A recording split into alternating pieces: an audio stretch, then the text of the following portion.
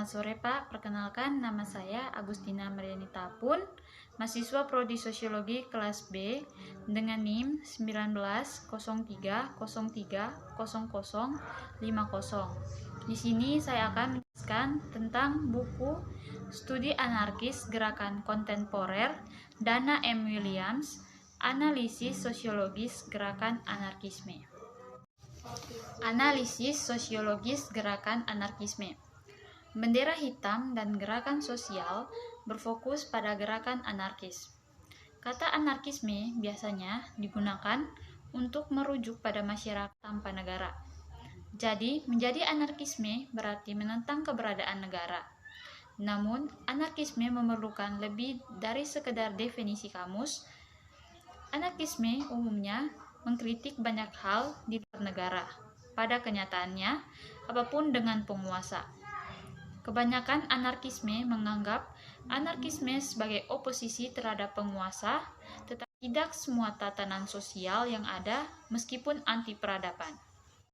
Sebelumnya, pada abad ke-19, anarkis oposisi berpusat pada negara-negara bangsa Eropa yang baru memantapkan, tetapi juga pada kapitalisme industri dan agama terorganisir.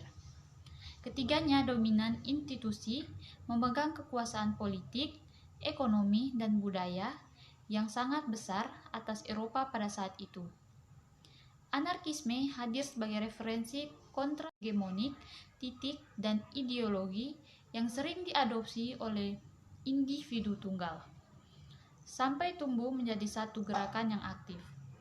Pengaruh Mikhail Bakunin dari Rusia penting dalam hal untuk menyatukan berbagai Proudhonian, kolektivis, dan anti-faksi otoriter dalam internasional pertama. Anarkisme tumbuh sebagai pesaing ideologis liberalisme klasik yang juga mencari kebebasan yang lebih besar, tetapi yang lebih disibukkan dengan ketergantungan kelas burjuasi, dan dengan demikian tidak terlalu peduli tentang menyertai ketimpangan ekonomi yang diciptakan oleh kapitalisme.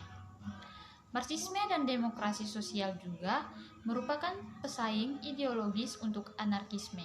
Sementara mereka sepakat tentang ketidakadilan kapitalisme dan kebutuhan untuk menciptakan masyarakat sosialis yang lebih setara. Marxis dan anarkis tidak setuju tentang sementara mereka sepakat tentang ketidakadilan kapitalisme dan kebutuhan untuk menciptakan masyarakat sosialis yang lebih setara. Marxis dan anarkis tidak setuju tentang peran negara. Kaum Marxis dan sosial demokrat ingin menggunakan negara untuk menciptakan sosialisme, sedangkan kaum anarkis berpikir itu tidak mungkin karena elit politik tidak mau melepaskan kekuasaannya. Gerakan anarkis hari ini bukanlah hal baru, juga tidak sederhana replika atau kebangkitan gerakan anarkis lama. Mereka masuk akal jika tidak selalu dapat diprediksi. Keturunan dari gerakan anarkis sebelum literasi. Meskipun baru dalam banyak fokus, retorika dan taktik mereka, gerakan anarkis juga memiliki konsisten yang luar biasa dari waktu ke waktu dan hubungan yang kuat dengan gerakan anarkis masa lalu, baik dalam estetika luar, radikalisme, dan visi. Ada juga limpahan reguler gerakan lain, dan dengan melakukan itu, mereka bekerja untuk mengaburkan batas antara mereka yang bertindak sebagai anarkis dan mereka juga mengidentifikasi diri sebagai anarkis. Di sebagian besar waktu dan tempat, kaum anarkis yang sadar kemungkinan besar adalah minoritas dari gerakan non-anarkis yang mereka praikut serta, meskipun mereka mungkin sering menjadi partisan yang paling aktif mendorong kampanye dan perjuangan ke depan dalam gerakan-gerakan itu. Ideologi ini dapat dipandang sebagai dorongan radikal yang mempengaruhi perilaku penganutnya. Ini adalah seperangkat strategi, sikap, dan praktik terkait dengan teori, konsep, dan nilai anarkis. Dalam praktiknya, anar-ideologi CIS berfungsi memastikan bahwa kode yang digunakan oleh mereka yang mengidentifikasi diri sebagai anarkis bekerja dengan tepat dan sesuai dengan harapan. Anarkis versus gerakan non-anarkis. Gerakan anarkis adalah membedakan antara yang sebenarnya anarkis dan yang tidak, serta antara apa yang mengidentifikasi sebagai anarkis dan yang tidak. Dengan kata lain, untuk mempelajari gerakan anarkis, kita harus menghargai kedua partisipasi gerakan niat celana serta gerakan kesadaran diri. Perbedaan antara gerakan anarkis dan gerakan non-anarkis adalah perbedaan yang penting dan bermakna.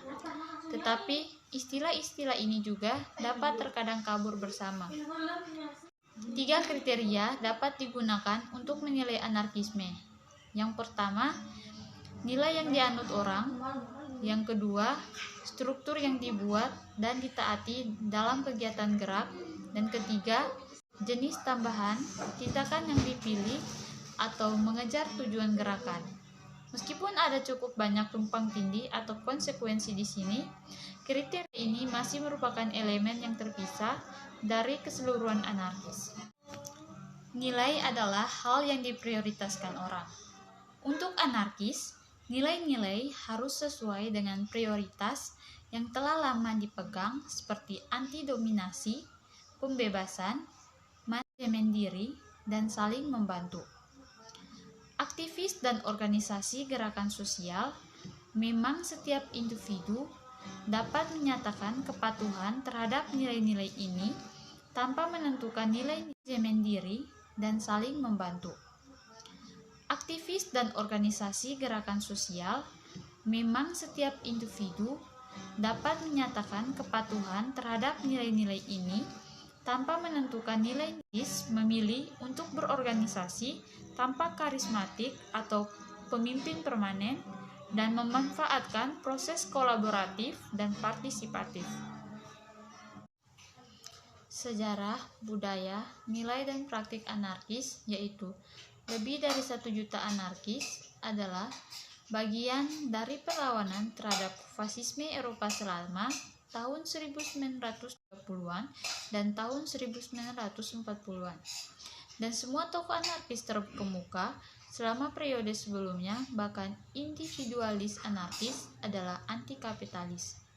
Adalah adil untuk mengatakan bahwa klaim orang-orang dalam kategori ini menyinggung kaum anarkis dari kategori pertama paling banyak karena mereka terlihat menodai reputasi anarkis dan mencemari anarkisme dengan kualitas yang sangat menjijikan dan dengan demikian dapat diklasifikasikan sebagai anarkis.